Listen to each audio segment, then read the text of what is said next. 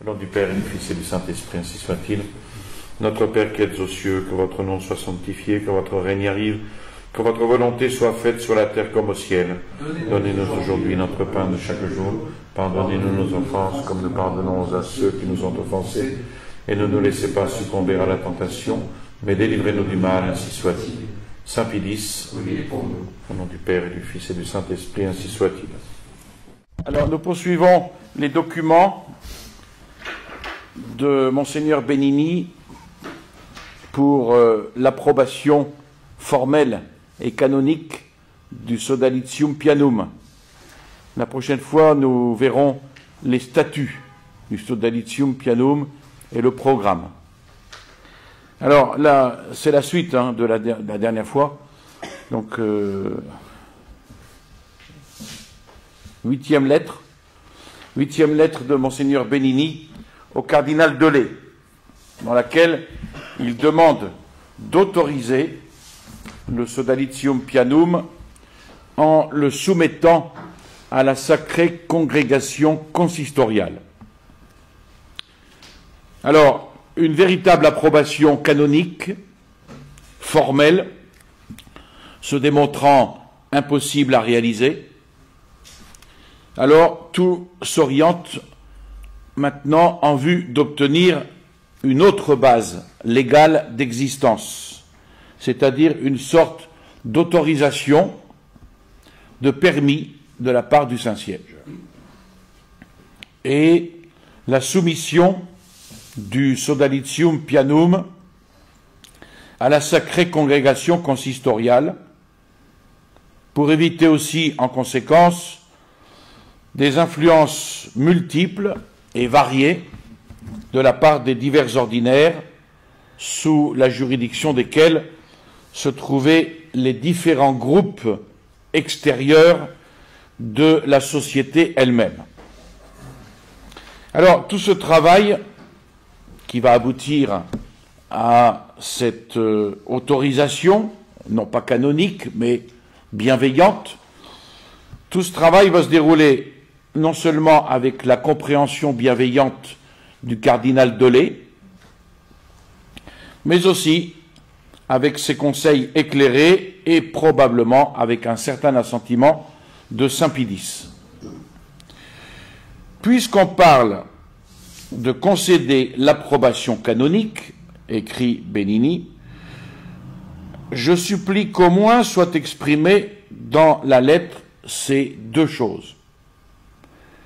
Premièrement, que sa sainteté, sur l'exposé fait à elle par votre éminence, relativement au Sodalitium, autorise celui-ci à continuer son travail et le rattache directement à la sacrée congrégation consistoriale. Ces deux choses, écrit-il, sont vraiment nécessaires pour notre œuvre modeste, si le Saint-Siège veut l'appuyer efficacement de sa bonté. L'autorisation, comme me le fait remarquer votre éminence, n'est pas l'approbation canonique, mais c'est la base légale pour exister et pour être reconnue. Quant à la déclaration de rattachement du Sodalitium Pianum à cette congrégation, évidemment, si cette faveur n'est pas écrite, elle n'existera pas au regard du droit commun, qui soumet à l'ordinaire du lieu tout ce qui ne jouit pas officiellement de l'exemption. Après cela, je n'insiste pas pour que la lettre soit le plus possible favorable au développement de l'œuvre. L'exquise bonté de votre éminence me rassure. Certes, le Sodalitium Pianum entend faire dans le champ de ses modestes forces une œuvre vraiment religieuse pour défendre la complète orthodoxie et la discipline romaine. C'est assez, écrit-il, et plus qu'il n'en faut pour lui procurer des ennemis, Je ne dis pas du dehors, mais avant tout de l'intérieur. Et pour cela, une solide base de bienveillance, si je puis dire, officielle du Saint-Siège, est vraiment nécessaire pour que l'œuvre dure et fasse un peu de bien.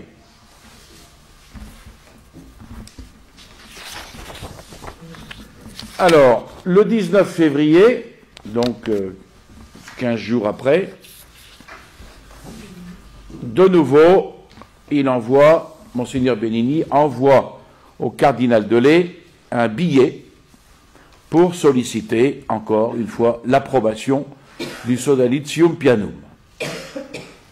Et ce billet va révéler les difficultés dans lesquelles se débattaient Monseigneur Benigni et le Sodalitium face aux attaques variées, venant non pas seulement des adversaires extérieurs, mais aussi de certains cercles internes. Veuillez m'être compatissant dans la position très délicate où je me trouve, écrit-il. Comme l'heureuse nouvelle a réconforté nos pauvres associés, ainsi le retard relatif leur donne de l'appréhension et de l'angoisse. Autrement dit, dépêchez-vous de me donner l'approbation. Chose bien compréhensible quand on sait ce qu'ils ont souffert et ce qu'ils souffrent en ce très triste moment que traverse l'Église. Et moi, je me trouve au centre du feu. Alors arrive l'approbation.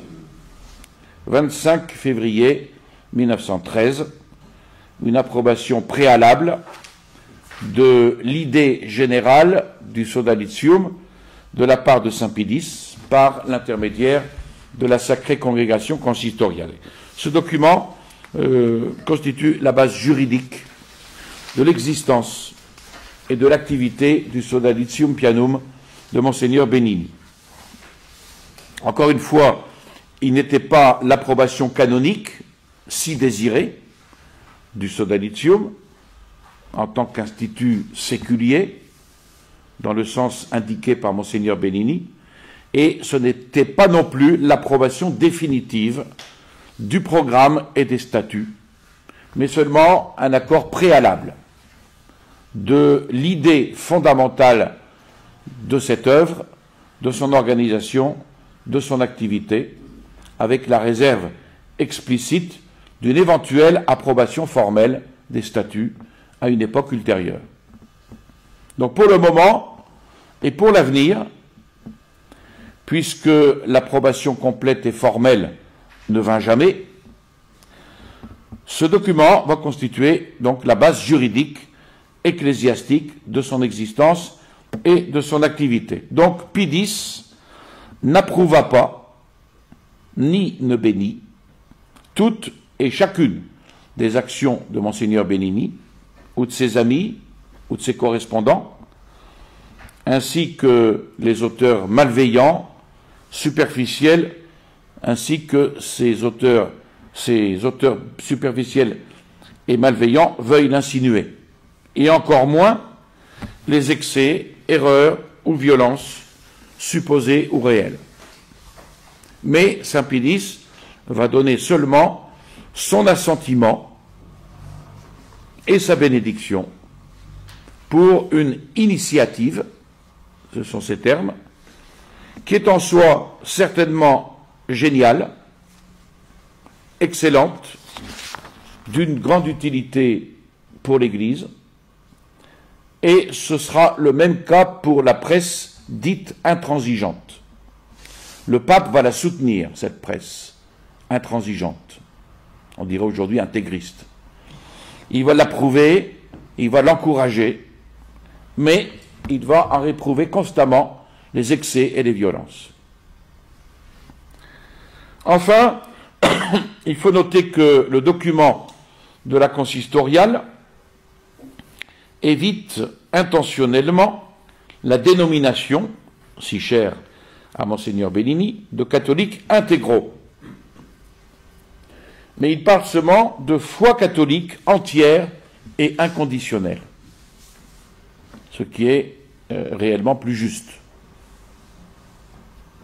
J'ai présenté au Saint-Père le programme avec lequel les excellents membres de cette direction du Sodalitium Pianum veulent relier, dans une entente commune et avec un comité romain, relier différents groupes de catholiques qui, en partageant un même sens de la foi catholique intègre et inconditionnel, selon les directives du Saint-Siège, sont ici et là, en Italie ou à l'étranger, réunis en congrès ou comité ou autre organisation familière ou amicale pour une œuvre d'action catholique.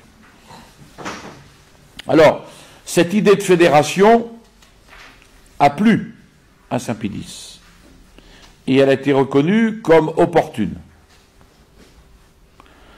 soit pour conserver les différents groupes et leurs membres dans une atmosphère de foi, de profession catholique, ce qui est dans leur désir, soit pour infuser à leur âme ce courage et cette force que donne l'union afin de pouvoir toujours mieux agir pour l'Église et pour la société chrétienne. Et c'est pour ces motifs que le pape va approuver et bénir cette initiative. Et il fait des vœux pour qu'elle puisse se réaliser pour la plus grande gloire de Dieu et pour le bien des âmes, se réservant en temps voulu l'examen de ces statuts, leur approbation dans les formes nécessaires par l'intermédiaire de la sacrée congrégation consistoriale. Voilà les propos donc du cardinal Dolé. Ensuite, Monseigneur Benigni donne un avis aux membres du Sodalitium Pianum pour leur notifier l'approbation obtenue du Saint-Siège.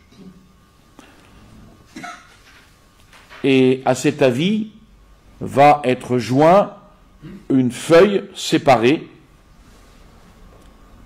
qui contient le texte des deux autographes du pape, Saint Pie X, avec la version française et la lettre de la consistoriale en français également. Nous avons la grande joie de vous communiquer, 6 juin, un document qui confirme d'une façon éclatante la bienveillance paternelle du Saint-Siège envers notre modeste institution. Le Saint-Père a daigné déjà, par 2 précieux autographes, donner ses encouragements si touchants au premier membre du Sodalitium, quand celui-ci n'était encore qu'un groupement amical d'individus. Ces encouragements du pape nous ont permis de continuer notre route jusqu'au moment où l'idée de compléter notre œuvre s'est présentée spontanément. Le Sodalitium Pianum, en devenant une entente romaine de groupes catholiques intégraux, ne sort pas de son cadre, il s'élargit et il se complète. Nous avons soumis au Saint-Siège notre essai. Le Saint-Siège vient de répondre par le document 6 juin. Notre reconnaissance filiale envers sa sainteté Pie X, aussi bien qu'envers son éminence le cardinal Dolé, ne saurait mieux s'exprimer qu'en offrant, comme nous le faisons, nos humbles mais ardentes prières au Seigneur pour son vicaire bien-aimé. Vicaire bien-aimé qui a daigné couronner nos efforts, et pour le prince de l'Église qui a bien voulu patronner notre cause auprès du pape. Et tous nous redoublerons de zèle et de dévouement envers le Saint-Siège et l'Église pour n'être pas indignes de tant de bienveillance. À l'œuvre donc, plus que jamais, chers Sodales, c'est-à-dire chers membres du Sodalitium Pianum. Nos groupes fédérés en attendent d'autres qui sont en voie de se former ou de se fédérer. Comme toujours, nous ne chercherons pas le nombre, mais la qualité. Nous sommes une vraie entente dont les membres doivent toujours être un seul cœur et une seule âme comme ils l'ont été jusqu'ici. Chacun de vous va recevoir les statuts et les autres indications nécessaires et opportunes pour le fonctionnement du sodalitium tel qu'il vient d'être reconnu par le Saint-Siège. Ensuite, le 26 février, le lendemain, la direction du SP envoie une lettre au cardinal Delay en remerciement de cette approbation bienveillante obtenue. Et les signatures qui font connaître la composition de la direction du Sodalitium Pianum sont intéressantes. À ce moment, en plus de Monseigneur Benini, directeur général du Sodalitium Pianum, il y a un secrétaire, le célèbre père Jules Soba, jésuite, et 2 prêtres séculiers en tant qu'assistants, dont Goffredo Brunner et dont Giuseppe Falsacappa. Et Schmidlin, dans son livre qu'on a déjà vu et qui n'est pas du tout favorable, évidemment, au Sodalitium, Schmidlin cite plusieurs fois Brunner dans son ouvrage. Il le dit ancien frère et se montre peu bienveillant envers lui. Alors, d'après le célèbre annuaire pontifical catholique de Monseigneur Battendier, il résulte que Brunner, dans les années 1910-1912, était sous-archiviste à la secrétairerie d'État. Et par la suite, il apparaît au sein du clergé séculier de Rome, sans mention particulière.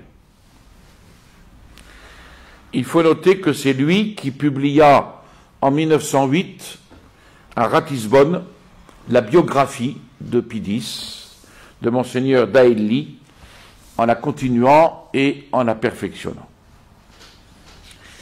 Alors, voici simplement quelques mots du contenu de cette lettre, la lettre par laquelle vous avez daigné nous faire connaître la souveraine bienveillance du Saint-Père pour le Sodalitium nous a remplis de joie et de reconnaissance.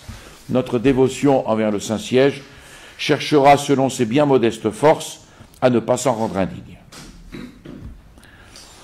Ensuite, il y a une note du cardinal Delay au verso du programme et des statuts du Sodalitium qui lui a été présenté par Monseigneur Benini en vue de l'approbation. 1er mars 1913. Donc l'approbation générale du Sodalitium, dans ses grandes lignes, en date du 25 février, se terminait avec la réserve de l'approbation en temps voulu du programme et des statuts. En fait, dans le dossier de la Sacrée Congrégation consistoriale, on trouve à sujet 2 copies de ces textes, l'une qui porte une importante note au verso de la main du cardinal Delay, et on y voit clairement où se situe le véritable nœud des difficultés qu'on ne réussit jamais à surmonter. Et c'était la crainte que le Sodalitium, de par sa nature même et de par son organisation, puisse glisser vers un secret dangereux et outrepasser les limites d'un recueil prudent et honnête d'informations pour devenir une sorte d'agence délatoire. Danger qui, en réalité, n'était pas imaginaire et qui fut fortement imputé au Sodalitium Pianum dans ces années qui furent les dernières années du pontificat de Pie X. On voit que les explications données au cardinal Delay par Monseigneur Benini et par le père Soba ne le rassurent pas complètement. Je les ai avertis, écrit le cardinal Delay, que la Sacrée Congrégation ne peut approuver ni une société secrète, ni un corps inquisitoire, secret, par-dessus les évêques, et ils en sont convenus.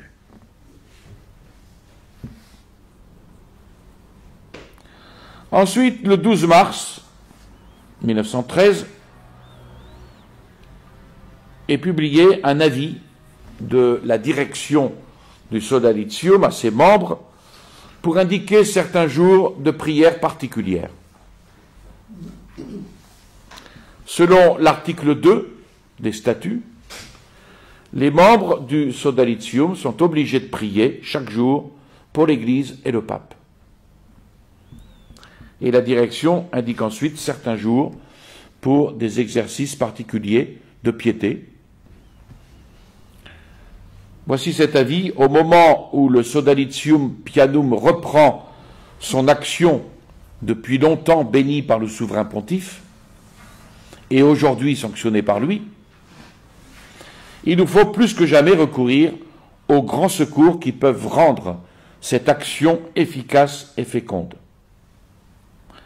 Par conséquent, toute notre activité s'appuiera dans son essor et dans son développement sur la prière, qui est le fondement le plus sûr que le divin maître nous a indiqué.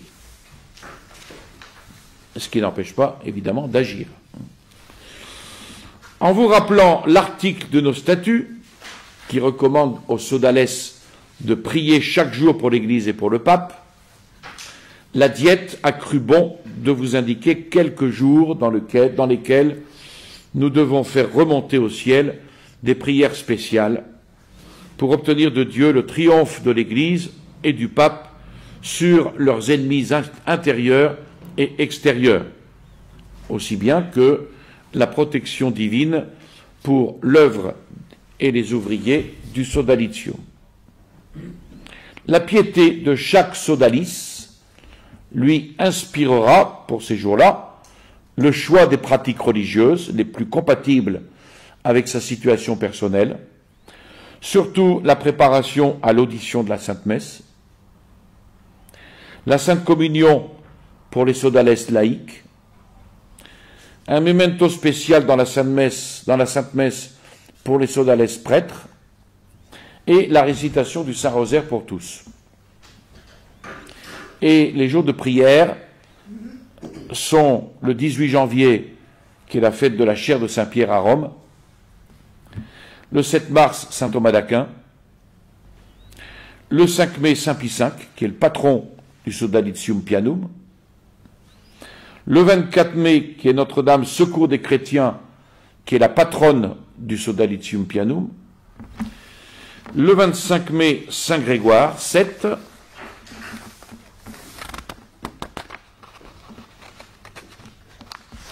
le 29 juin, Saint Pierre et Saint Paul, qui sont les patrons du Sodalitium Pianum, le 4 novembre, Saint Charles Borromée, et le 8 décembre, l'Immaculée Conception, auquel on ajoute le jour du couronnement du souverain pontife régnant. Ensuite, le 22 novembre 1913, Monseigneur Benigni écrit au cardinal Delay, le priant d'introduire certains changements dans le texte des statuts et du programme du Sodalitium Pianum.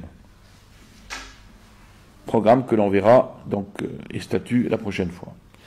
Et il insiste dans cette lettre pour l'approbation des changements proposés, se déclarant prêt à se conformer au moindre signe du cardinal, et explique qu'il ne s'agit pas d'avoir une nouvelle approbation, mais simplement d'introduire dans les statuts et le programme certains points en usage depuis longtemps.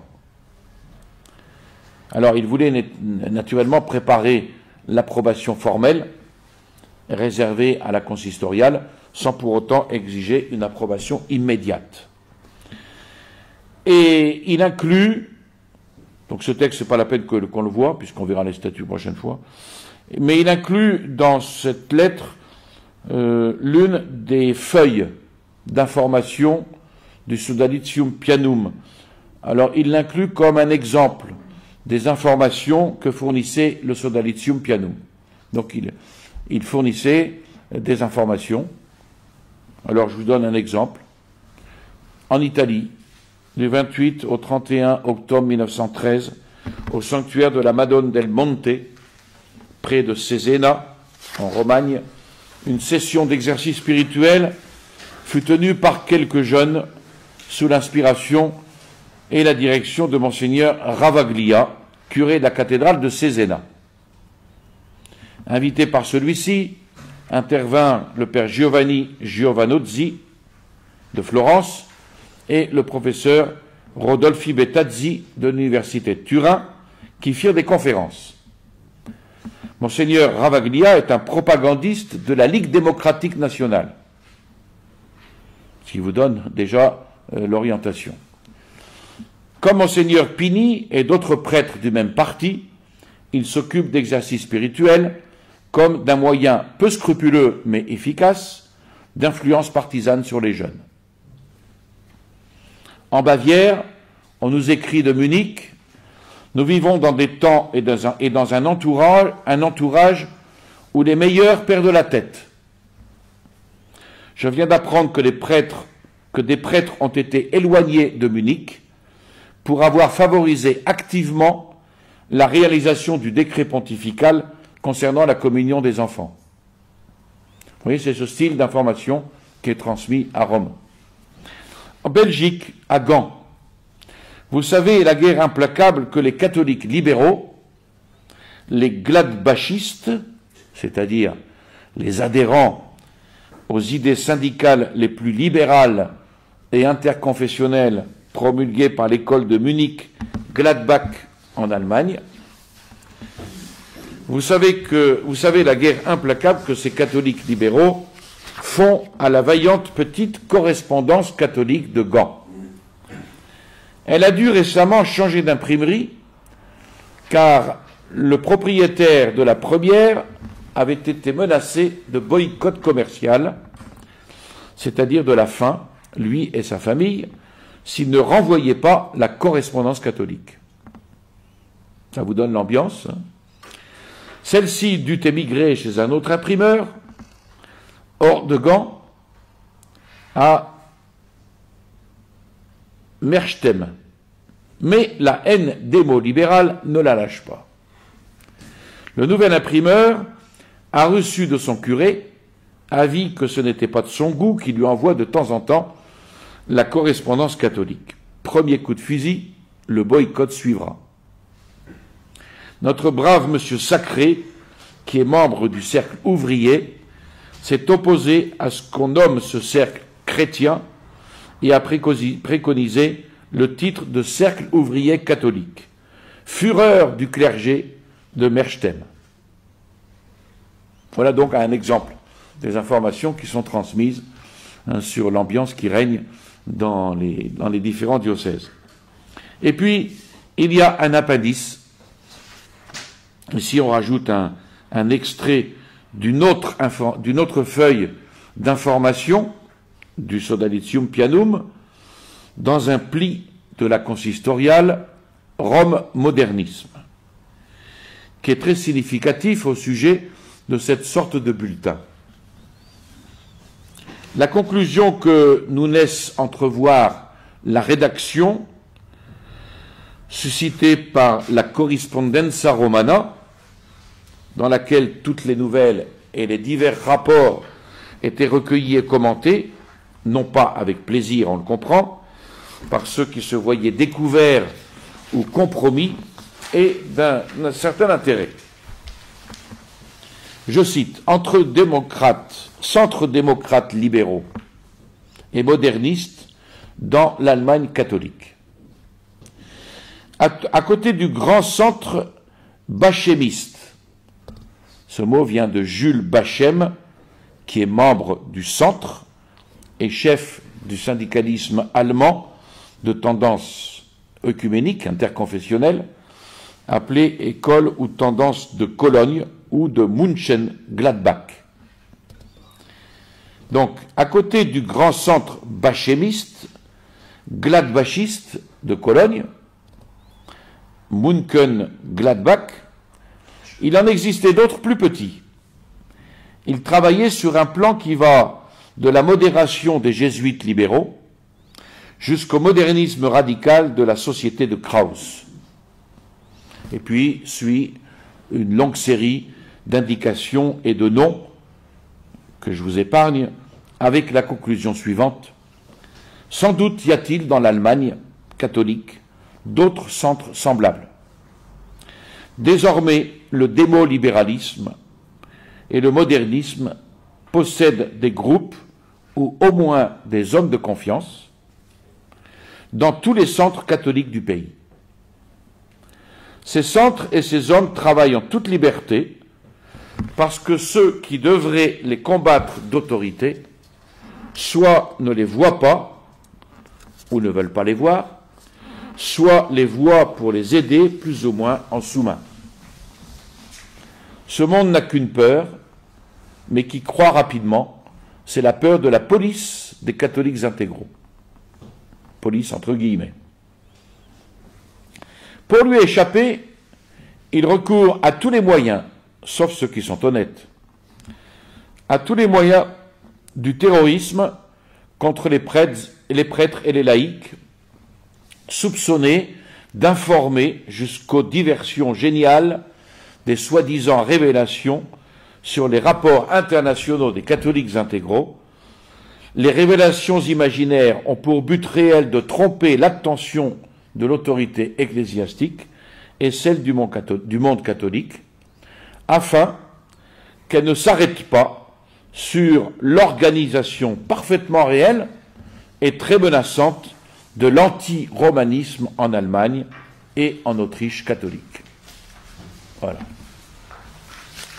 Je vous donne ici un aperçu des informations transmises par le Sodalitium Pianum.